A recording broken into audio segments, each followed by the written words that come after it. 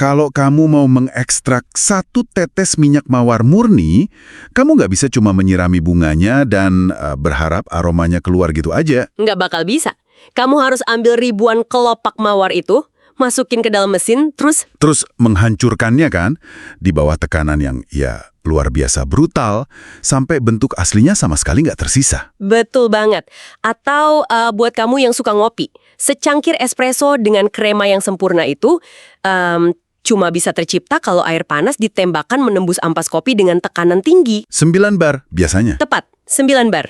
Jadi secara fisika, hal-hal yang paling pekat, paling murni dan paling berharga di dunia ini menuntut satu syarat mutlak. Materi aslinya harus dihancurkan terlebih dahulu. Wah, dan prinsip fisika itu ternyata punya paralel yang sangat mengerikan sekaligus memakau dalam psikologi manusia. Ya, karena kita kan sering menganggap karakter yang kuat itu dibentuk lewat afirmasi positif ya, atau lingkungan yang ideal. Padahal catatan historis menunjukkan pola yang sebaliknya. Oke, mari kita bedah ini. Buat kamu yang selalu haus akan wawasan baru soal ketahanan mental, eksplorasi mendalam kita kali ini bakal ngebahas sebuah teks pengajaran spiritual dan catatan reflektif bertajuk Getsemani, Ketaatan di Tengah Tekanan. Ya, ini didasarkan pada catatan historis dari Matius 26 dan Lukas 22 yang merekam momen krisis puncaknya. Benar. Dan perlu dicatat, misi diskusi kita hari ini bukan buat ngebahas dogmanya. Kita mau membedah anatomi dari tekanan dan ketaatan itu sendiri. Teks ini nawarin kerangka psikologis yang luar biasa tentang gimana sih manusia menghadapi krisis terdalam mereka. Dan kalau kita mau bahas itu, kita harus mulai dari namanya dulu. Etimologi kata Getsemani itu sendiri. Nah, iya. Lokasi ini bukan cuma sekedar titik di peta, kan? Sama sekali bukan.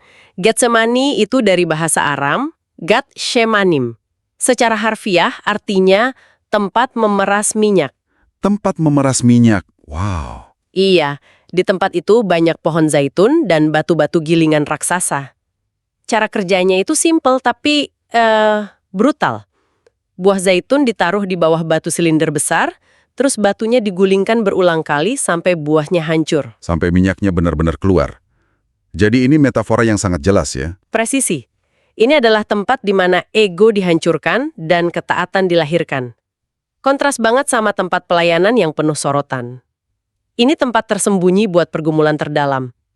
Seperti kutipan di sumber kita, minyak tidak keluar tanpa tekanan. Berarti, menurut teks ini, saat kita merasa terhimpit dan kayaknya nggak ada jalan keluar, Iya, itu bukanlah sebuah kegagalan atau akhir dari segalanya dong. Melainkan sebuah proses produksi yang sengaja dirancang. hal yang memukau di sini adalah teks ini memang melihat tekanan bukan sebagai hukuman. Tekanan adalah mekanisme untuk menghasilkan sesuatu yang sangat berharga, minyak itu tadi. Tapi tunggu bentar, kalau tekanan itu emang dirancang buat memeras kita, reaksi alami manusia kan pasti ngerasa kesakitan. Insting pertama kita itu lari, fight or flight. Sangat wajar, dan itu membawa kita pada respons figur utama terhadap tekanan tersebut di Getsemani. Ya, karena di teks itu dia bilang, jika mungkin, biarlah cawan ini berlalu. Dia secara terang-terangan bilang, aku nggak mau melakukan ini. Betul, ada perasaan berat, tertekan, dan kejujuran dalam hubungan ini secara tegas disebut dalam teks bukanlah sebuah dosa atau kelemahan. Nah, ini dia. Aku mau sedikit menantang narasi modern kita. Zaman sekarang kan kita selalu dicekoki motivasi kayak, fake it till you make it, gitu. Harus selalu mikir positif ya. Iya, toxic positivity. Tapi di sini, figur utamanya justru jujur banget kalau dia nggak sanggup. Bukankah ini sebuah pergeseran paradigma yang sangat radikal? Sangat radikal. Teks ini menekankan pentingnya kejujuran dalam hubungan. Sang pencipta nggak menuntut kita berpura-pura kuat. Ada kutipan bagus dari sumber kita. Tuhan tidak mencari orang yang tidak pernah goyah. Tuhan mencari orang yang tetap taat saat goyah. Tetap taat saat goyah. Jadi pergumulannya itu sendiri nggak salah ya? Nggak salah sama sekali. Yang salah adalah kalau kita berhenti pada pergumulan itu. Mengakui kamu hancur itu valid. Oke, masuk akal. Tapi transisinya gimana? Kalau kita diizinkan buat jujur dan merasa goyah, terus gimana dong kita bisa melangkah maju? Disinilah teks memisahkan secara tegas antara perasaan dan keputusan. Nah, disinilah bagian yang sangat menarik.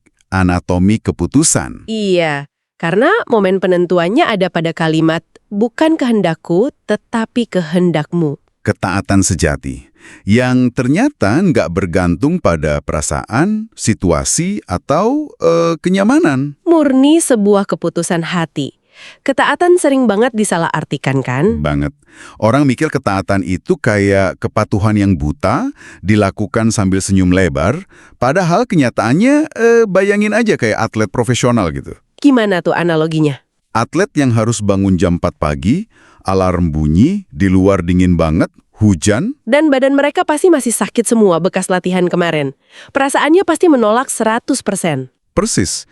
Mereka benci rasa dinginnya, mereka lelah, itu perasaannya. Tapi mereka tetap buka selimut dan melangkah ke tempat latihan. Itu keputusan. Jika kita menghubungkan ini dengan gambaran yang lebih besar, analogi atletmu itu nyambung banget sama kalimat puncak dari teks kita. Apa bunyinya? Ketaatan terbesar lahir dari pergumulan terdalam. Saat doa belum dijawab dan jalan terasa sangat berat, disitulah ketaatan berubah. Dari cuma sekedar konsep di kepala, menjadi aksi nyata. Berubah wujud dari teori jadi praktek ya. Tapi aku ngerasa milih buat taat di tengah tekanan aja udah susah banget. Dan teks ini menyoroti satu variabel lagi yang bikin prosesnya makin mengerikan. Isolasi. Betul, isolasi. Murid-muridnya tertidur. Mereka nggak ngerti skala krisisnya. Dan mereka nggak menopang. Dia harus menghadapi ini sendirian. Teks ini memang secara eksplisit menyatakan ada fase dalam hidup yang nggak bisa ditemani oleh siapapun. Tapi gini, sangat wajar kan kalau kita merasa pahit atau kecewa waktu orang terdekat kita malah tertidur atau nggak paham sama krisis kita. Oh tentu saja, kita butuh yang namanya support system. Ya, tapi apakah teks ini menyiratkan kalau kesendirian itu bukanlah sebuah kebetulan yang tragis, melainkan fitur wajib dari proses ini? Tepat sekali. Ada kutipan di sumber yang bilang, kesendirian adalah ruang di mana Tuhan membentuk kedalaman. Ini sebenarnya ngasih kelegaan psikologis buat yang mendengarkan. Kelegaan gimana maksudnya? Bukannya malah bikin sedih kalau ditinggalin? Gini, jangan kecewa kalau orang nggak mengerti. Karena ada yang namanya kalibrasi kedalaman diri. Dan itu cuma bisa terjadi di ruang kedap suara, tanpa campur tangan manusia lain. Ruang kedap suara. Jadi kalau teman-temannya waktu itu bangun dan bersimpati, justru proses esensialnya malah gagal ya? Bisa jadi. Simpati orang lain itu seringkali cuma jadi penawar rasa sakit sementara. Social buffering. Bikin kita nunda keputusan berat yang harusnya kita ambil. Wah, logis juga. Kalau kita sendirian di ruang hampa itu, terus alat apa yang tersisa dong? Kita nggak bisa lari, nggak ada teman curhat. Teks memberikan jawabannya melalui sebuah aktivitas yang sangat familiar. Doa. Doa? Tapi kayaknya definisinya direvisi total nih di Getsemani. Betul. Coba perhatikan apa yang terjadi setelah ia berdoa. Ia bangkit dengan sebuah keputusan. Nggak ada lagi ragu, nggak ada lagi mundur. Doa yang benar membawa kejelasan dan keberanian. Hal ini memunculkan satu pertanyaan penting buat kita semua. Gimana cara kita mengevaluasi krisis kita? Teks secara tegas menyarankan agar kita jangan cuma menjadikan doa sebagai tempat curhat. Berarti nggak cuma buat cari perasaan lega sementara ya? Enggak. Kita harus membiarkan proses tersebut benar-benar mengubah keputusan hidup kita. Aku mau bacain satu kalimat pukulan dari teks ini yang merangkum poinmu barusan. Doa bukan tempat melarikan diri, tetapi tempat mengambil keputusan. Itu pergeseran yang masif. Masif banget. Ini kan mengubah konsep doa atau meditasi di masyarakat kita. Biasanya orang mikir doa itu kayak pergi ke spa gitu. Perawatan spa psikologis. Cari ketenangan batin, dengar musik pelan, rileks. Iya, tapi pas keluar dari situ, realitas nggak berubah. Dan keputusan belum diambil. Cuma escape sesaat. Tapi di Getsemani, doanya itu berubah jadi semacam war room. Ruang komando. Bener, ruang komando di mana strategi akhir dikunci rapat. Setelah keluar dari situ, nggak ada lagi tawar-menawar. Begitu keluar dari war room itu, eksekusinya dimulai. Semua keraguan sudah diselesaikan di dalam keheningan tersebut. Wow, jadi mari kita rekapitulasi perjalanan diskusi kita kali ini. Anatomi ketaatan di bawah tekanan ini benar-benar luar biasa. Silakan. Kita belajar gimana tekanan itu berfungsi kayak mesin pemeras zaitun tadi. Menghancurkan ego buat ngeluarin minyak murni. Terus, kita belajar pentingnya kejujuran radikal waktu kita lagi goyah. Karena pura-pura kuat itu nggak ada gunanya. Betul. Lalu ada pemisahan tegas antara perasaan yang menolak dan keputusan untuk tetap taat. Dan yang paling berbekas buat aku, tentang kesendirian tadi. Ruang kedap suara yang wajib ada. Ya, isolasi yang semuanya berujung pada satu momen kejelasan dan aksi di dalam war room itu. Tepat sekali, semuanya bermuara pada kesiapan untuk menghadapi realitas. Jadi, apa sebenarnya makna dari semua ini buat kamu yang lagi dengerin? Teks ini ngasih tahu kita kalau Getsemani bukanlah akhir, melainkan sebuah gerbang. Gerbang menuju apa yang sebenarnya sudah diselesaikan di sana. Sebelum dia menang di kayu salib, kemenangan publik itu selalu dimulai dari keputusan di ruang sepi. Aku mau menambahkan satu pemikiran provokatif buat kamu bawa pulang dari premis ini. Teks ini pada dasarnya menyingkap sebuah realitas yang sering kita tolak, bahwa pertempuran terbesar itu nggak pernah dimenangkan di atas panggung yang disaksikan banyak orang, melainkan di dalam keheningan yang menyiksa. Jadi pertanyaannya untukmu adalah, momen Getsemani apa yang sedang kamu hindari saat ini, yang diam-diam sebenarnya merupakan prasyarat mutlak untuk kemenangan publik terbesarmu di masa depan? Pertanyaan yang sangat menampar ya, tapi emang benar.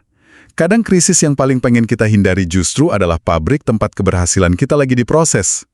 Teruslah menggali kebenaran, jangan takut sama tekanan, dan sampai jumpa di eksplorasi mendalam kita selanjutnya.